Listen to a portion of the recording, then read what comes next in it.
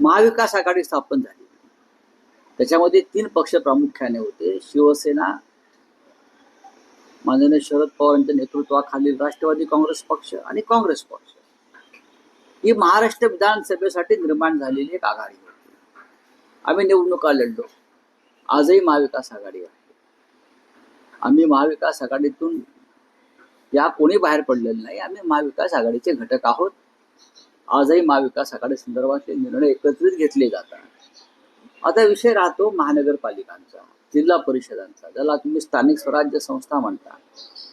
त्या संदर्भात आजही लोकांच्या मनात प्रश्न आहेत की महाविकास आघाडी किंवा इंडिया ब्लॉक ह्या स्थानिक स्वराज्य संस्था निवडणुका एकत्र लढतील का? त्यासाठी त्यांची स्थापना नाही. स्थानिक स्वराज्य संस्था, खास करून महानगरपालिका, जिल्हा परिषद, नगरपंचायत यासाठी वेगळी गणित आणि समीकरणं असतात. त्यासाठी कधीतरी स्वतंत्रपणे लढावं लागतं, कधी काही स्थानिक आघाड्या कराव्या लागतात.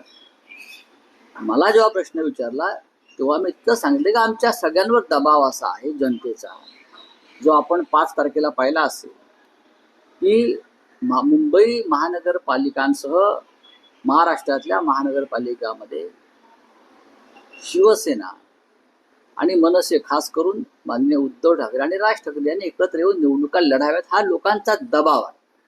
या संदर्भात भविष्यात चर्चा होतील, वेळ आहे अजून. त्याच्यावर त्याचा फार चिंता करण्याचं कारण नाही. रोकठोक महाराष्ट्राला सबस्क्राईब करा आणि बेल आयकॉनवर क्लिक करायला विसरू नका.